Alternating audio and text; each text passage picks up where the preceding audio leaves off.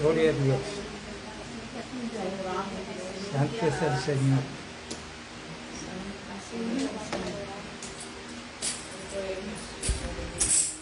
En la reunión pasada hablábamos de que el consejo paulino es que seamos llenos del Espíritu Santo.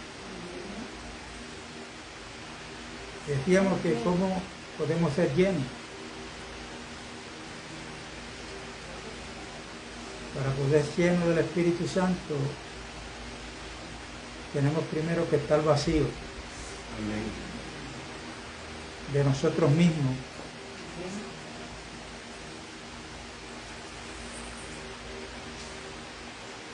De la religión, de tradiciones, de mandamientos de hombres. Yo tiré otra pregunta, que quién eran los hijos de Dios, bíblicamente hablando. Romanos capítulo 8 nos da la respuesta. Dice que los que son guiados por el Espíritu de Dios, los tales son los hijos de Dios. Los que son guiados.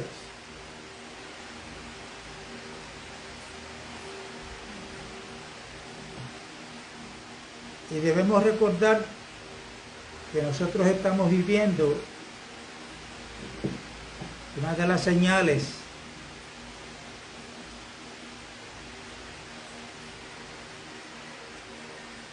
próxima a la venida de Jesucristo, que es la apostasía. El apóstol Pablo, escribiendo a los tesalonicenses, lo dice, que Cristo no vendrá sin que antes se manifieste la apostasía y el hijo de perdición. Y sería bueno que cada uno de nosotros, que hablamos de que Cristo vuelve, de que Cristo viene, y quiera usted o no, quiere el diablo o no, Cristo ha de venir. Ahora, el asunto es cuidado con el día y la hora. Esta mañana vi un corto video donde ya hay un evangelista ahí diciendo que él cree que para el 23 ahora Cristo viene. La hora ni el día nadie lo sabe. Entonces, cuando leemos la iglesia de la Odisea, que es la última de las 7 hablan en su totalidad de la historia de la iglesia desde Pentecostés hasta el regreso de Cristo. ¿Por qué la Odisea está al final de esas 7? Es la número 7, ¿verdad? Bueno, porque ahí se está manifestando la apostasía.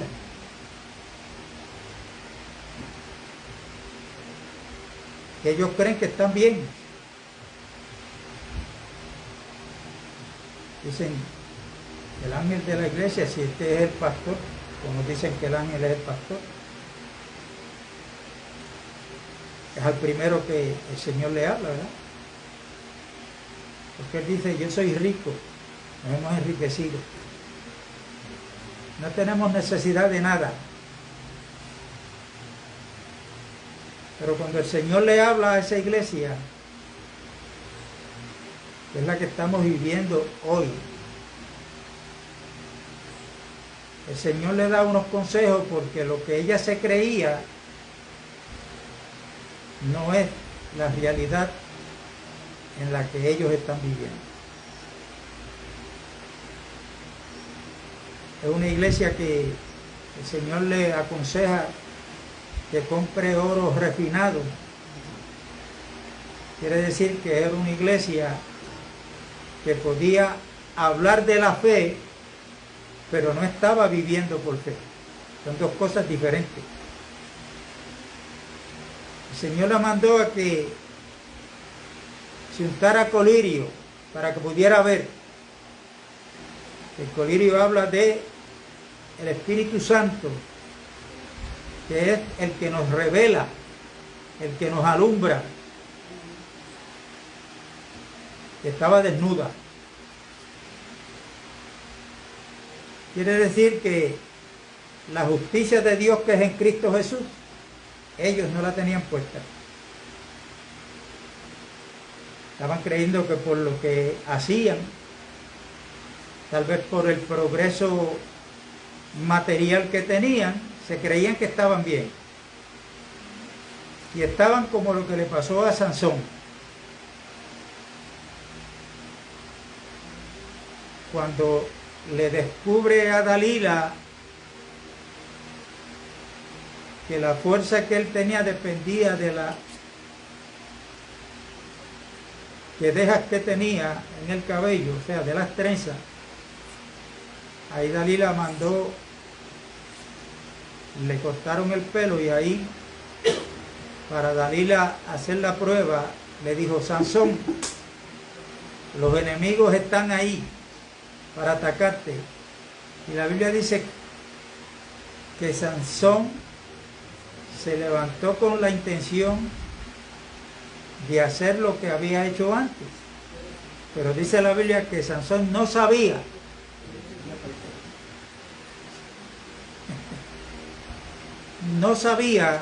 que Dios lo había abandonado.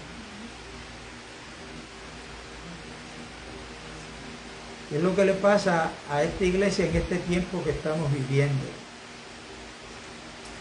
Pero cuando yo digo a esta iglesia, me refiero a la narrativa que está en el libro de Apocalipsis, que trae la narrativa de esta iglesia, y que en términos generales es aquellos que se identifican como iglesia del Señor, pero que están viviendo en anarquía.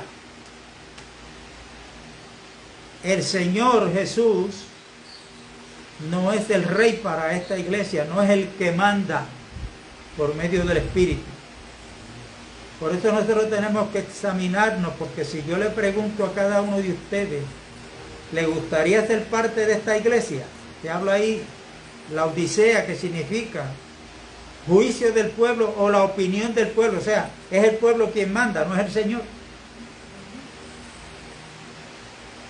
Yo me parece que todos contestaríamos que no.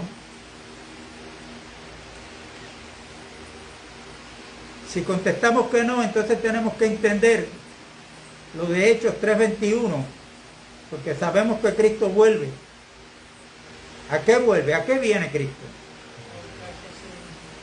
Dijo Pedro que es necesario que los cielos retengan a Cristo hasta la restauración de todas las cosas. Y una de las cosas que tiene que ser restaurada es la iglesia que se ha de encontrar con Cristo. Una iglesia que no sea dirigida por hombres, que sea dirigida por el Espíritu Santo de Dios, el cual Cristo prometió. Nosotros podemos cantar cánticos bonitos sobre el Espíritu, sobre... Esto no está mal, pero la pregunta es, ¿en la realidad es el Espíritu Santo que nos está guiando en nuestro diario vivir?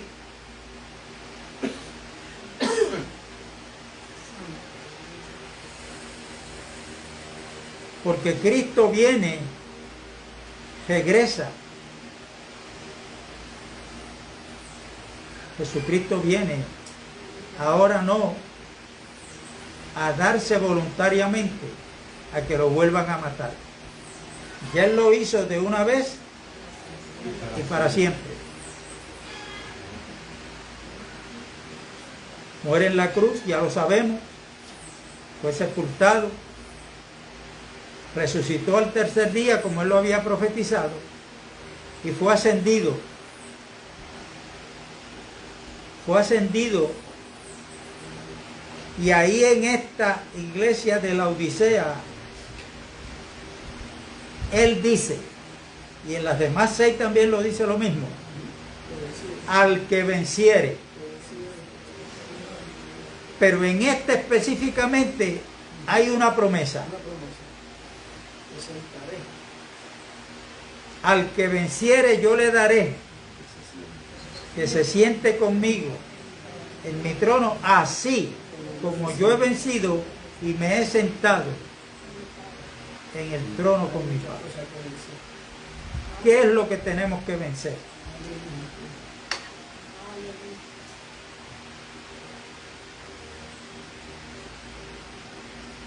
Esta sería una buena pregunta para un martes y jueves, y que cada uno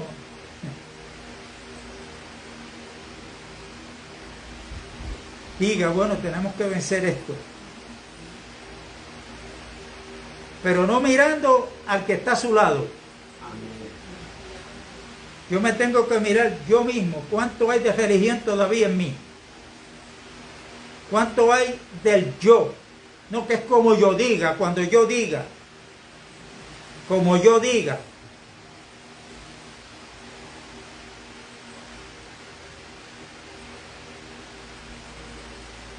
Entonces tenemos que ser vaciados de nosotros y de muchas cosas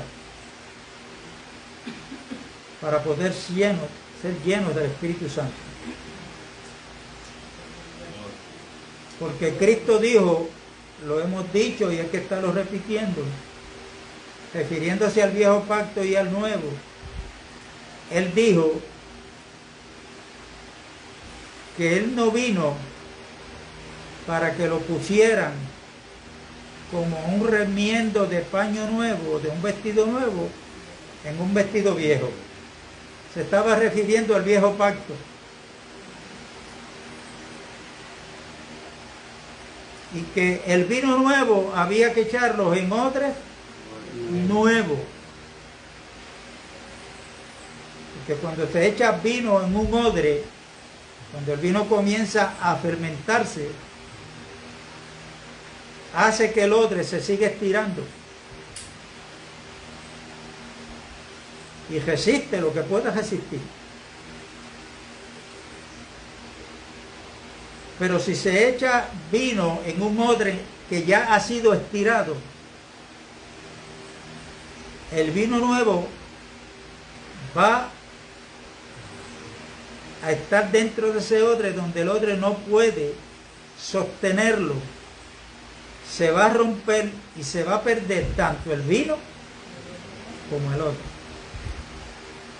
Por eso mi consejo siempre es, tenemos que saber hacer ese deslinde entre el viejo pacto y el nuevo pacto. Hay muchas congregaciones que tienen agrupaciones de alabanza que le llaman los levitas. Vengan los levitas.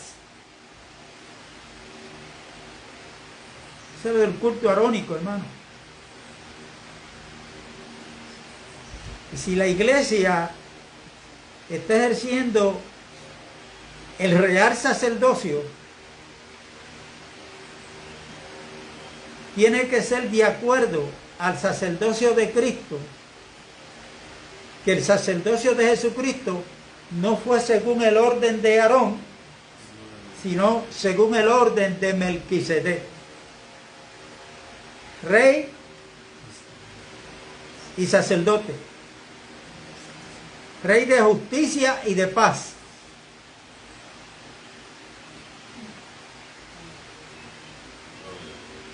Y hay un cambio de todo ese ritual que tuvo ya su fecha de expiración, y que el viejo pacto bien claro lo dice, la carta de los Hebreos, que ese pacto ya fue dado por viejo. Y lo que se da por viejo, para entonces establecer el nuevo pacto que Cristo ratificó por su preciosa sangre. Y en ese nuevo pacto todo es nuevo. Y aquellos que querramos reinar con Cristo, tenemos que entender que tenemos que examinarnos a ver qué es lo que tenemos que vencer. Cuando Dios fue a crear al hombre, primero creó los cielos y la tierra. Los cielos para la tierra para el hombre y el hombre para Dios. Ahora Dios quiere hacer todo nuevo y hay una promesa de un cielo nuevo y una tierra nueva. A esa tierra nueva y a ese cielo nuevo no va a entrar el viejo hombre.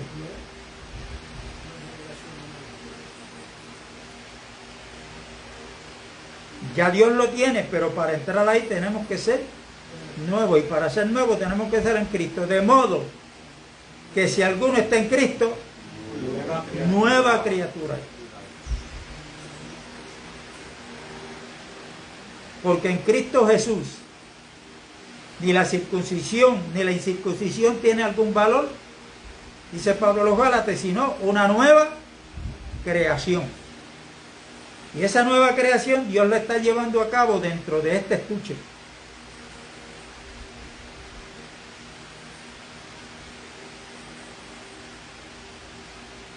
Ahora, cuando se habla que Cristo viene a reinar,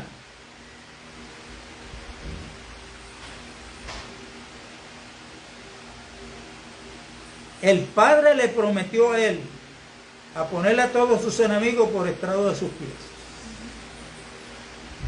Y sujetó todas las cosas bajo el dominio de Cristo. Pero en Hebreos 2 dice, pero no vemos que todas las cosas le estén sujetas. Quiere decir que cuando Cristo regrese a reinar, Él viene, según Pablo escribe a los Corintios en el capítulo 15, a poner a todos sus enemigos por estrado de sus pies. Cuando Él culmine eso, entonces Él le entregará el reino al Padre. Ahora, antes de que eso suceda,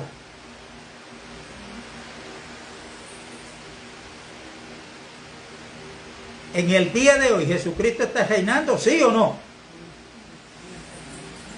Ahora, ¿dónde está reinando?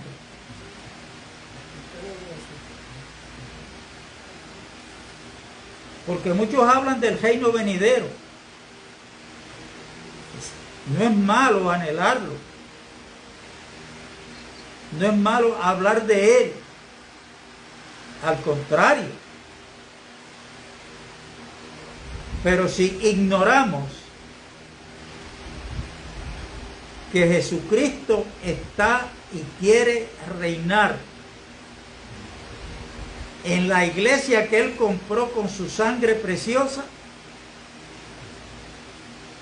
debemos de entenderlo, ponerlo en práctica, y así podremos pedirle al Señor que nos alumbre para ver a qué tengo yo que morir.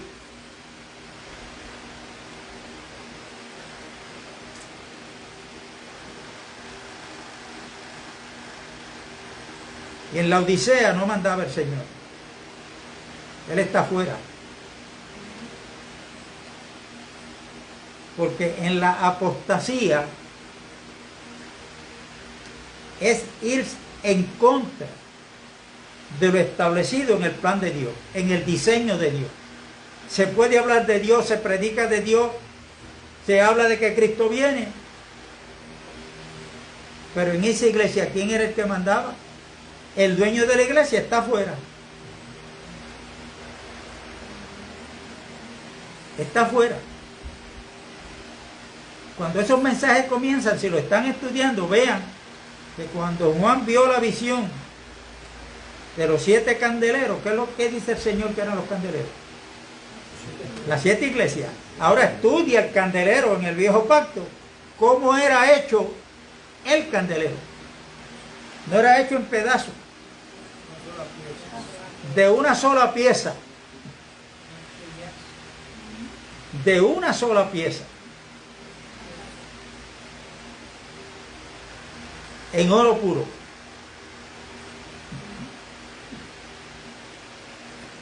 Y nosotros tenemos que ser,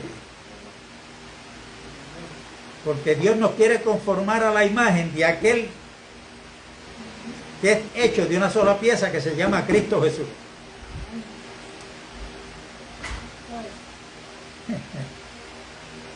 Cristo Jesús. Y yo quiero hoy más bien recordarles, no es que ustedes no lo sepan.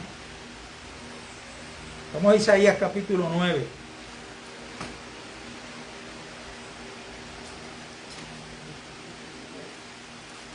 Isaías capítulo 9.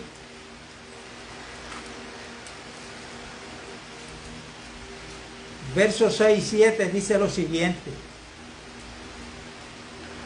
porque un niño nos es nacido, hijo nos es dado, y el principado sobre su hombro, y se llamará su nombre admirable, consejero, Dios fuerte, Padre eterno, príncipe de paz. Lo dilatado de su imperio y la paz no tendrán límite sobre el trono de David y sobre su reino, disponiéndolo y confirmándolo en juicio y en justicia, desde ahora y para siempre. El celo de Jehová de los ejércitos hará esto. Ahora, en el verso 6, lo que leímos, hay una pregunta aquí. Eso que dice el verso 6, ¿se cumplió o no se cumplió?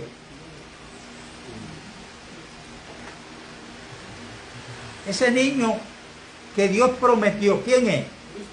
Es Cristo Jesús. ¿Se cumplió esa profecía o no? Bueno, pero la mitad de la profecía no se ha cumplido. Eso lo tenemos que tener claro. Porque ahí habla que cuando Él regrese, Él se va a sentar sobre el trono ¿de quién? De David, y ahí se está refiriendo a los judíos. A los judíos. Por eso es que antes de ascender a los cielos, esto está en el libro de los Hechos, lo que les voy a decir, los discípulos le preguntan: Señor, ¿restaurarás el reino? Porque ellos le creían a los profetas. Y Dios, hablando a través de los profetas, le habló de todas estas cosas. Y Jesucristo le dice: no os toca a ustedes saber las sazones y los tiempos. Eso solamente está en la potestad de mi Padre. ¿Cuándo? Ni los ángeles ni yo mismo lo sé. Tengan cuidado con los que están dando fecha por ella. Porque las señales, pero atención por favor. Cuando se habla de señales, están ahí en las Escrituras. Pero ¿a cuántos yo escucho hablar de la apostasía dentro de la llamada iglesia en el día de hoy? Y esa es una señal contundente, y no es para entrar en juicio, para entrar en golpe a los hermanos. No es eso. Es para que, como le dijo Pablo a los hermanos de la iglesia en Éfeso, que le dice: despiértate tú que duermes, levántate de entre los muertos, y la luz de Cristo te alumbrará.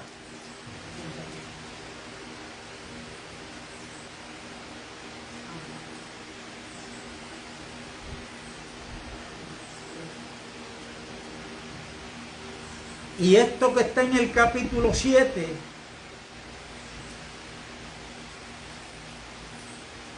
se va a cumplir, pero no se ha cumplido. Pero lo del versículo 6, sí, eso se cumplió.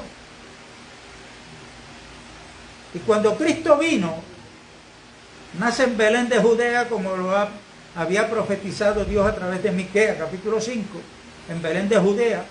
¿Se acuerdan los magos cuando llegaron al palacio del rey Herodes? Le preguntó: ¿y dónde es que nació? ¿Dónde está el rey de los judíos que ha nacido y hemos visto su estrella? Herodes se turbó y toda Jerusalén con él, porque Herodes era el rey. ¿Cómo que el rey de los judíos si aquí el rey soy yo? Aquí no puede haber otro rey. Y recuerden que un rey en su reino hay territorio y hay personas. Y en ese reino, donde está el rey reinando, gobernando, es la palabra del rey a la que hay que obedecer. ¿Por qué ustedes cuando leen lo que hizo David con la mujer de Urías, después que la ve, cuál fue la orden de David a uno de sus siervos? Que la fueran a buscar. ¿Por qué la fueron a buscar sin cuestionar? Porque es una orden del rey. Sea buena o sea mala, el rey mandó, punto. Por eso en Lucas 6:46 nosotros podemos decirle a Cristo, Señor, Señor, pero ahí en ese versículo 46 dice, bueno, tú que me dices Señor, Señor, ¿por qué no haces lo que yo te digo?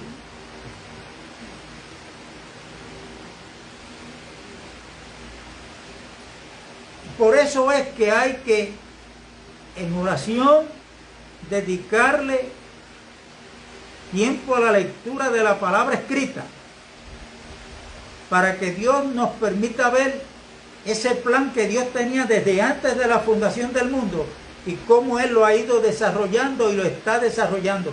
Es Dios mismo quien administra su plan.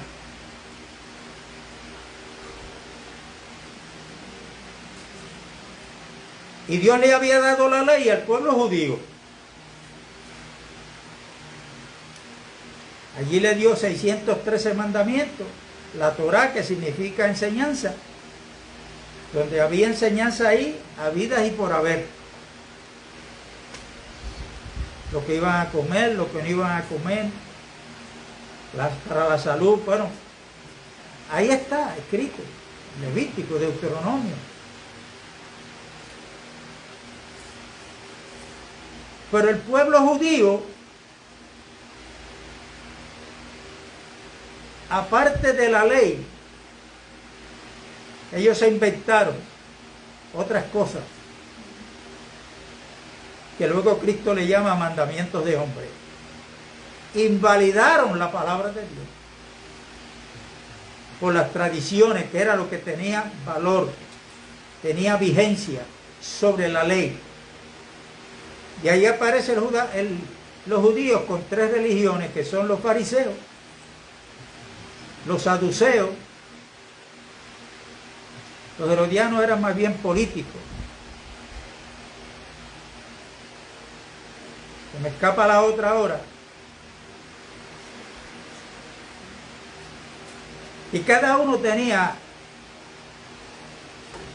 una versión diferente. Y de ahí, por esa división,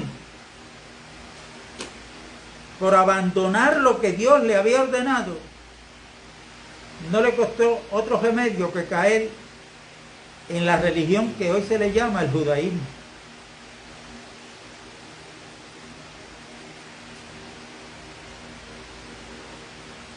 Lamentablemente, del siglo III en adelante, el año 300 en adelante, a la verdadera iglesia le pasó lo mismo. ¿Por qué? ¿Acaso Cristo trajo la religión llamada el cristianismo? Yo pregunto.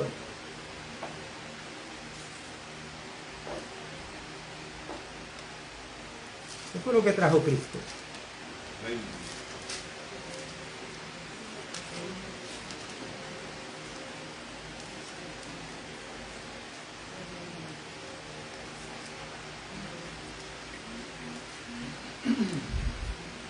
Ahora, sería bueno, porque este comentario, después de tanto tiempo, uno escuchar la palabra cristianismo,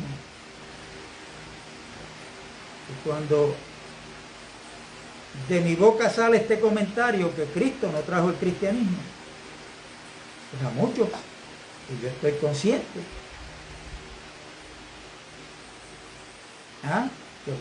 Cuidado.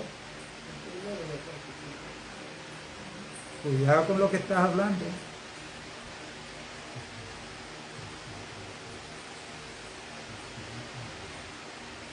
Ahora, si usted, aparte de las escrituras, usted busca hacer entendido un poco, aunque sea en la historia, va a entender que en el capítulo 15 del libro de los Hechos, en Antioquía, fue que le llamaron por primera vez a los discípulos cristianos. Y le llamaron cristianos en un tono despectivo. ¿Por qué? Porque ellos lo que anunciaban era el evangelio del reino de los cielos. Y en ese reino hay un Señor que se llama Jesucristo, que es el que manda, el que sabe y el que puede. Amén.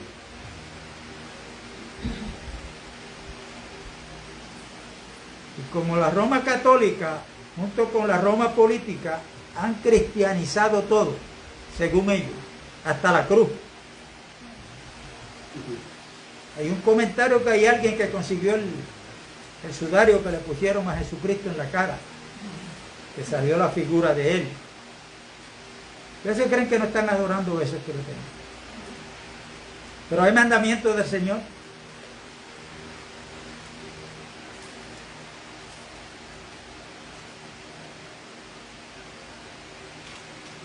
En Marcos capítulo 1,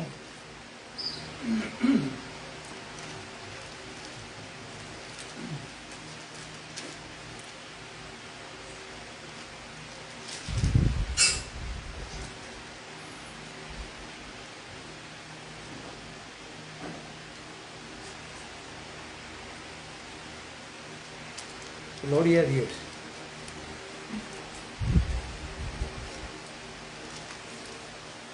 Marcos. Después que Jesús sale de la tentación, ya que ahí fue después que Jesucristo sale de la tentación,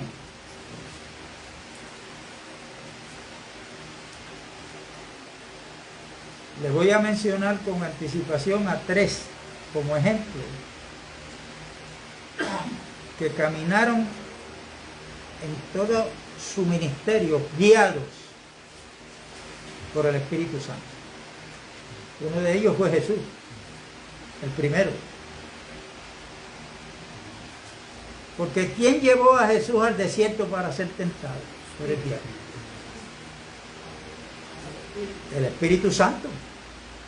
¿Jesús se opuso? No, fue. Pedro, como judío, tenía un problema de nacionalidad, porque para un judío visitar la casa de un gentil, eso era buscarse tremendo problema. Cuando él está allá en Jope, que se recostó a descansar, que ve la visión del lienzo por 3 veces, de todo animal puro e impuro, y el Señor le dice: Pedro, mata y come. Y siempre le contestó: por esta boca nada inmundo ha entrado. Así que,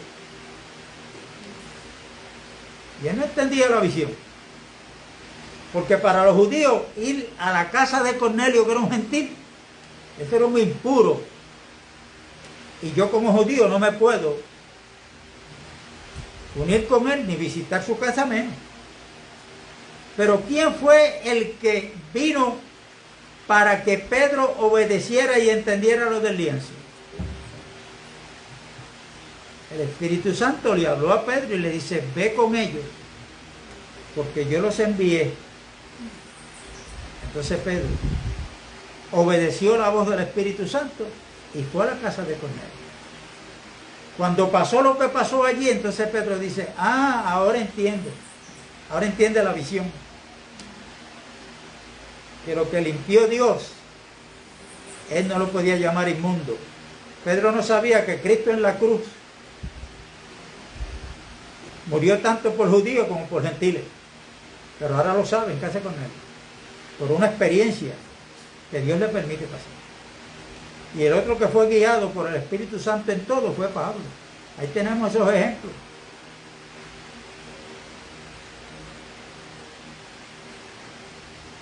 Pablo le dice a Timoteo que predica a tiempo y fuera de tiempo. Bueno, pero hay unos episodios ahí en el libro de los Hechos, que cuando él iba con Bernabé, cuando él iban por Listra, que iban a predicar, el Espíritu Santo se lo prohibió. Aquí no van a predicar. ¿Qué hizo Pablo? Obedeció y no predicó. Por 2 veces.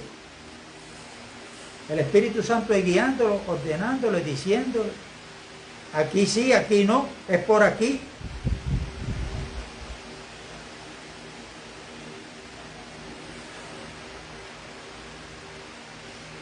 Y después que Jesús sale de la tentación, dice el verso 14 del capítulo 1 de Marcos, y después que Juan fue encarcelado, Jesús vino a Galilea predicando el evangelio del reino de Dios. El evangelio del reino de Dios. La palabra evangelio significa buenas noticias, pero hoy cualquiera por la calle y aún dentro de muchas congregaciones católicas, testigos de Jehová, adventistas, evangélicas, puede pararse alguien a traer buenas noticias, como muchos falsos profetas que hay. Pero aquí son las buenas noticias. Es el evangelio del reino de Dios. No es del concilio pentecostal, ni del concilio bautista, ni del Papa de Roma. Es el evangelio del reino de Dios. Verso 15, diciendo, el tiempo se ha cumplido. ¿Qué tiempo? ¿De qué tiempo está hablando Cristo ahí que se ha cumplido?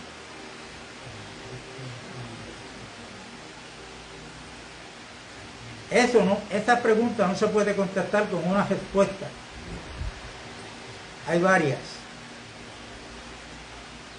Hay varias. Pero Dios había prometido el reino. Lo leímos en el capítulo 9 de Isaías. Y ahora Cristo, cuando se le aparece a los judíos, con todas las creencias que ellos tenían, ahora Cristo le dice, no, yo he traído el reino de Dios. El tiempo se ha cumplido. ¿Qué tiempo? Bueno, Cristo le dio cumplimiento a todas las profecías que Dios había dado. Leímos una allí en el capítulo 9 de Isaías, sobre que ese niño iba a tener sobre sus hombros la responsabilidad y que se iba a sentar en el trono de David. Eso no se ha cumplido, pero cuando Cristo vino a los judíos, él lo que le trajo fue ¿qué? El reino. ¿Por qué? ¿Y por qué el reino? Si él no está sentado todavía en el trono de David. Bueno, porque donde está el rey de ese reino, pues está el reino. Yo no puedo tener al reino sin el rey. Ni usted tampoco, ni nadie. Primero hay que tener al rey para entonces decir, yo estoy en el reino de este rey, que es un reino de luz, de justicia y de paz. Pero ¿qué pasa? Que este pueblo también estaba profetizado que Dios le había dicho que iba a poner en Sión una piedra preciosa, admirable, pero que esa piedra iba a servir de caída para muchos y de levantamiento para otros. Bueno, eso se cumplió, porque mientras Cristo está presente con ellos y le está predicando y enseñando el evangelio del reino de Dios, un remanente pequeño fueron los que creyeron en él, y los demás tropezaron en la piedra que ahora ha venido a ser la cabeza de la cruz. Entonces, este pueblo quiere edificar una vida agradable para Dios, pero sin Cristo. Entonces, al rechazar a Cristo, pues sirve para ellos de piedra de caída. Pero para otros que estaban caídos, creyeron en Cristo, Cristo sirvió de piedra de levantamiento. Nosotros estábamos caídos todos. Pero cuando Dios nos llamó a tener comunión con su amado Hijo Jesucristo, capítulo 1 y verso 9 de 1 Corintios,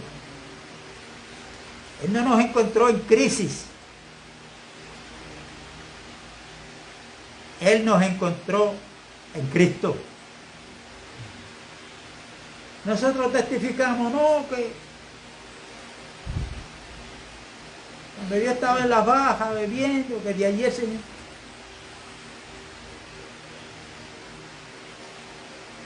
Eso es dándole gloria al diablo. Dios nos llamó por medio del evangelio para que tuviéramos comunión con Cristo.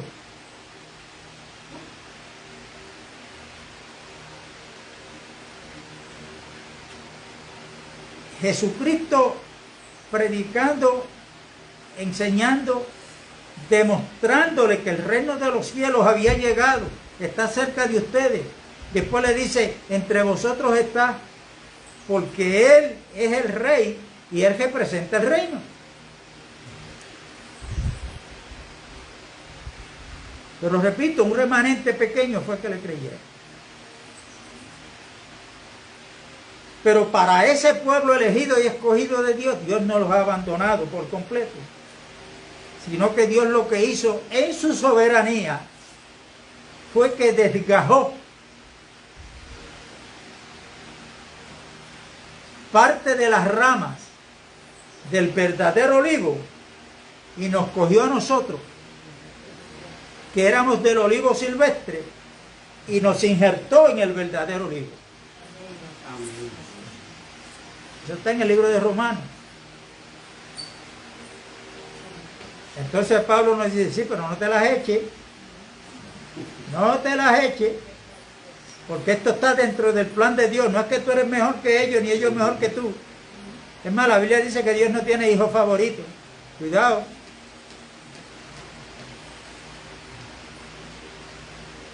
Porque esa es la profunda sabiduría de Dios, y así como Dios ha tenido misericordia de nosotros los gentiles, va a llegar un día en que entre la plenitud de los gentiles en la voluntad de Dios que es en Cristo, y entonces va a pasar a tener misericordia de esas ramas, de ese pueblo elegido. Y si no permanecen en incredulidad, poderoso es Dios para volverlos a injertar.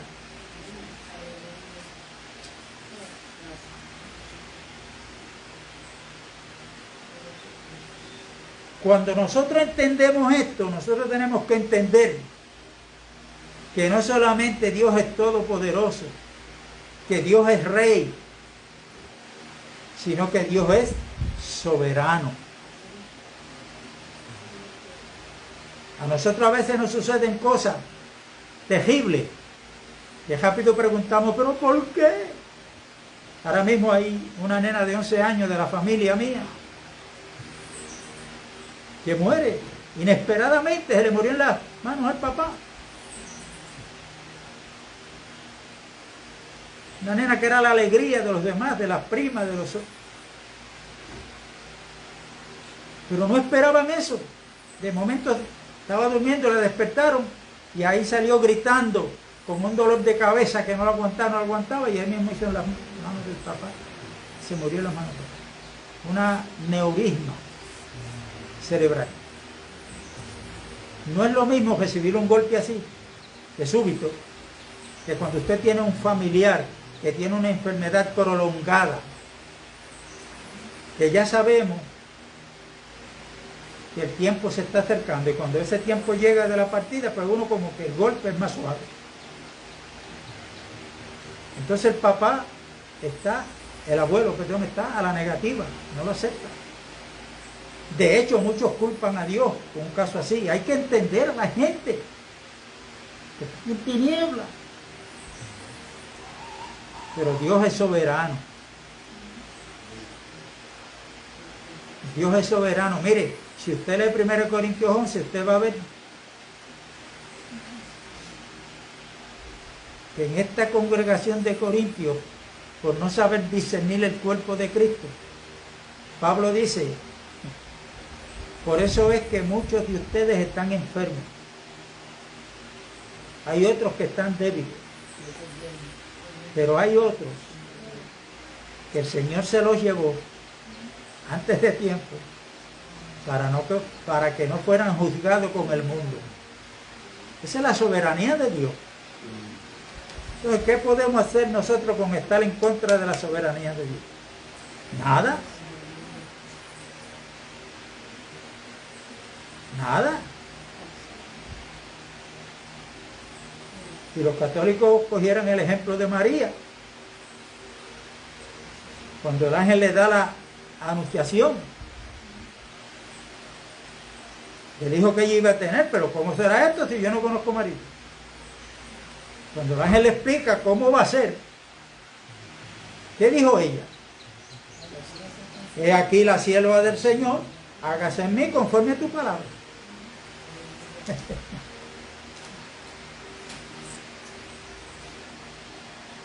Hágase en mí conforme a tu palabra.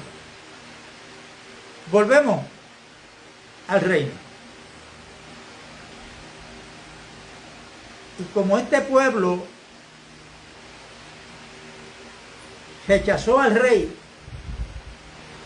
Jesús le dice en Mateo 21, está esto, verso 43 si no me equivoco.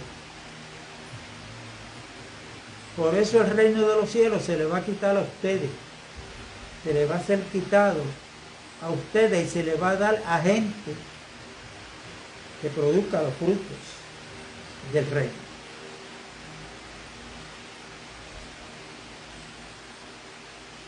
Y por eso es que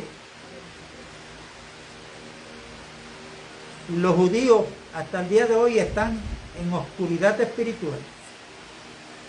Pero ese reino que el Señor menciona, que los judíos lo rechazaron, que no daban los frutos que ese reino se supone que diera, se le va a dar a gente que produzca esos frutos. ¿Quiénes son esa gente? ¿Ah? Hermano, la iglesia, que es un pueblo que Dios ha llamado de los gentiles, del pueblo que no es judío, nos ha llamado por medio del Evangelio, y por eso somos iglesia, porque somos llamados para formar el cuerpo de Cristo. Entonces tenemos nosotros que tener una convicción desde Génesis, cómo Dios lleva hacia adelante su plan, y hasta el día de hoy la iglesia todavía está aquí en la tierra, tiene que ser restaurada, porque la iglesia de hoy en términos generales no se parece a aquella que empezó en Pentecostés. Por eso Pedro dijo, hasta que sean restauradas todas las cosas. Y una de las cosas que tiene que ser restaurado es que nosotros tenemos que entender que ese reino profetizado en el pasado, Cristo lo trajo, lo dejó establecido en la iglesia, con la visión del reino futuro, donde Cristo va a venir para poner a todos sus enemigos por estrado de sus pies. Pero aunque eso va a ser una realidad, nosotros no podemos perder de vista en nuestro diario vivir que el reino de Dios está en la iglesia.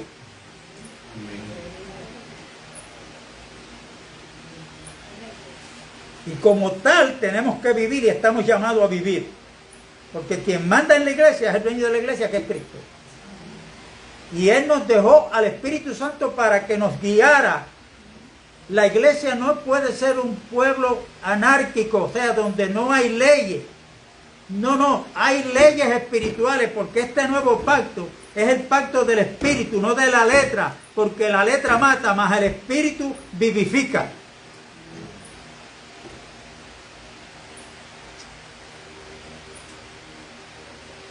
¿Qué es lo que dice Colosenses capítulo 1 y verso 13?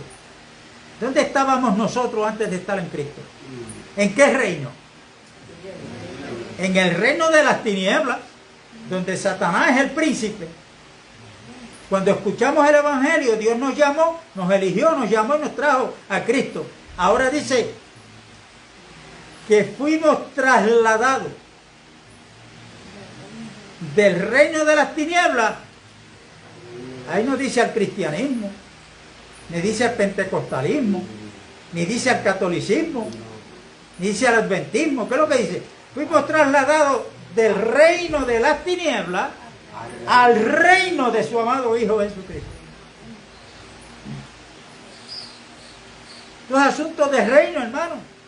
Y tenemos que tener mentalidad de reino, conversación, diálogo, palabras de reino, no de religiosidad. Nuestras actividades. ¿A qué venimos nosotros aquí? Se supone que venimos para equiparnos de la palabra del reino, que como dice Romanos 14, verso 17, que el reino de los cielos no consiste en comida ni en bebida, sino en justicia, gozo y paz en el Espíritu.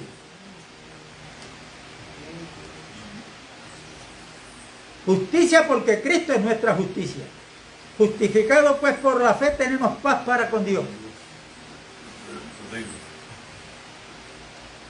Y por eso tenemos que ser un pueblo, como dice Pablo, estéis siempre tristes. Así es que dijo a los filipenses. ¿Cómo? Gozosos. ¿Pero por qué yo tengo que estar gozoso? ¿Porque hoy es domingo?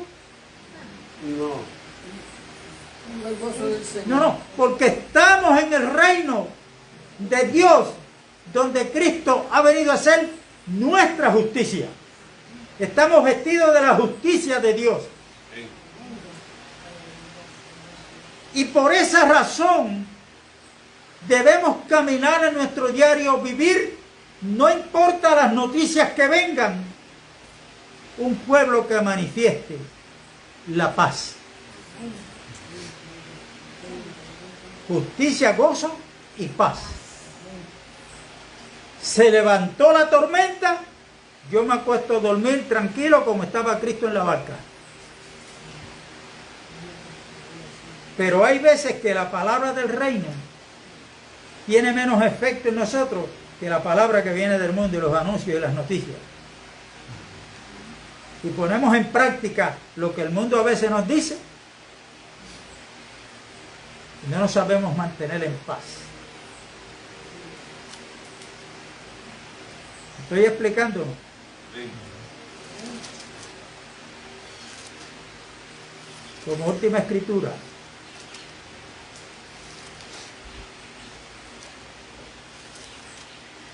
está en Tesalonicenses, capítulo 2. Segunda.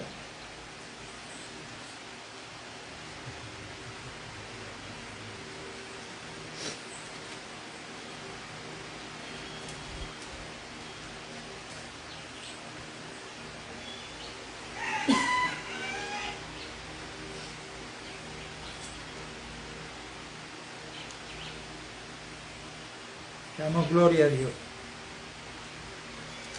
Yo creo que apunté mal esta escritura, hermano.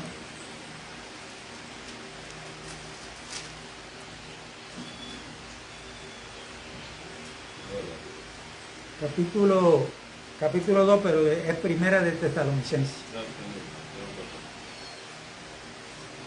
Ahora, recuerde que estas cartas son a creyentes ya, como nosotros, convertidos a Cristo. ¿Ok? Y en Colosenses 1:13 nos dice que Dios nos va a trasladar. Eso es un hecho ya que nos trasladó, por eso es que usted está aquí hoy. Y no está como estaba en tiempos atrás por la calle o en los negocios. Y está hoy aquí, reunido. Porque ya Dios nos trasladó. Y tenemos que crear conciencia de esta realidad, hermano. Yo sé que esto puede parecer duro para nosotros, por lo que hemos escuchado va por mucho tiempo. No es lo mismo, vuelvo y repito, Jesucristo no trajo el cristianismo, Jesucristo trajo el reino de los cielos.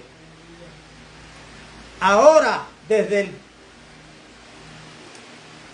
año 300 en adelante, ahí usted se va a la historia y usted va a ver ahí cómo comienza, por instrucciones de Roma, la palabra cristianismo. Cristianismo. Y aquí en el verso 12 de Pablo a los Tesalonicenses dice, voy a leer el verso 11. Así como también sabéis de qué modo como el Padre a sus hijos, exhortamos y consolábamos a cada uno de vosotros, y os encargábamos que anduvieseis como es digno de Dios, que os llamó a su reino de gloria.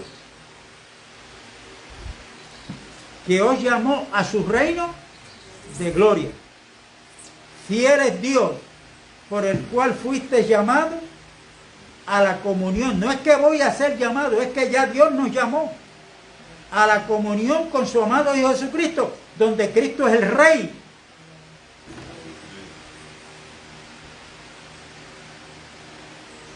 Y por eso es como se ha mencionado a Cristo tanto y tanto como Salvador, que la palabra Señor, que está más de 300 veces en el Nuevo Testamento, ha perdido,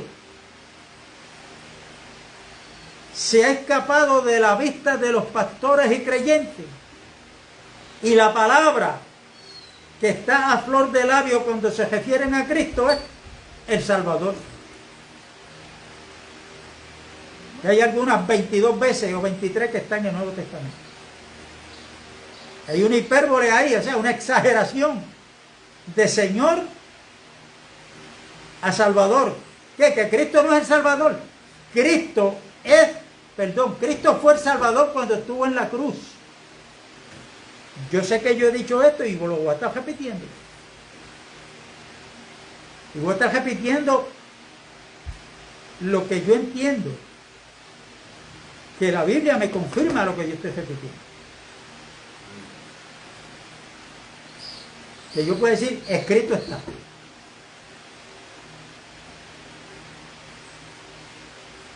Allí fue.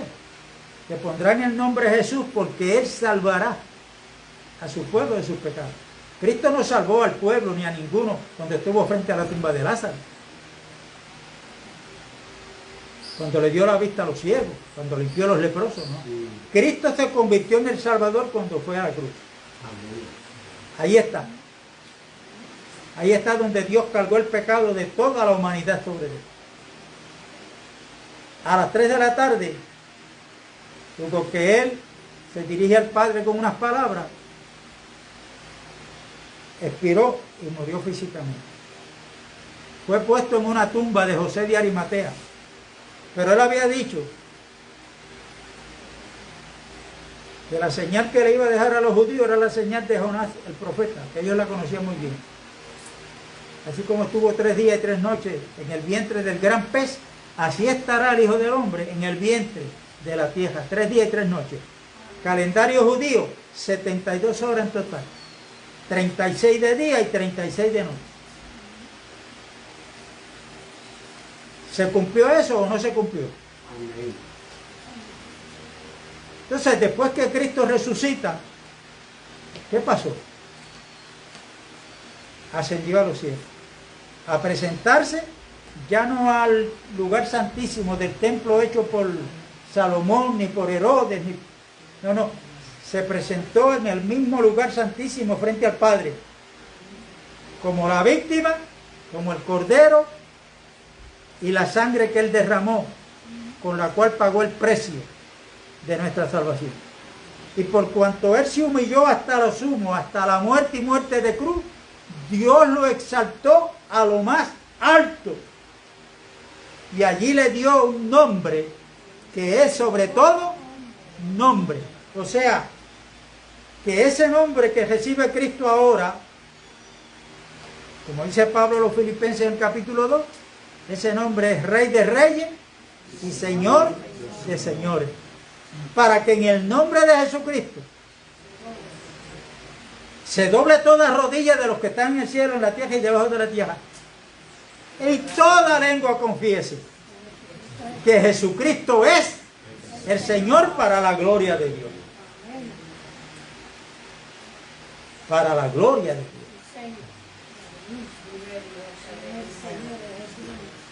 ¿Qué le dice Pablo a los romanos, a la iglesia de Roma? Cuando en Roma había un rey que era el César. Y cuando los romanos que estaban bajo ese imperio se saludaban en la calle, alzaban la mano y decían: César es el Señor. Pero ahora en Roma hay un grupo de discípulos que reconocieron a Cristo como el Señor. Y cuando le decían en la calle: el César es el Señor, ellos decían: te equivocaste. Jesucristo es el Señor. Y por eso es que muchos perdieron la vida, o más bien la ganaron, porque los mataron no negando que Cristo era el Rey, que era el Señor, no era el César. Por eso es que ahí está Romanos capítulo 10, versos 9 y 10. Esta es la palabra de fe que predicamos.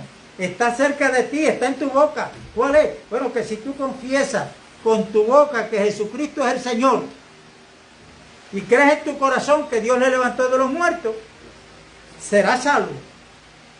Porque con el corazón se cree para justicia, pero con la boca se confiesa para salvación. En el contexto histórico de esto que está en Romanos 10, porque aquí yo puedo, hermano, vamos a invocar el nombre del Señor. Oh Señor Jesús, Jesucristo es el Señor, amén. Y todos me hacen el coro ahí. Pero cuando salimos por ahí para allá, usted sigue viviendo la vida como usted le da la gana, como a mí me da la gana.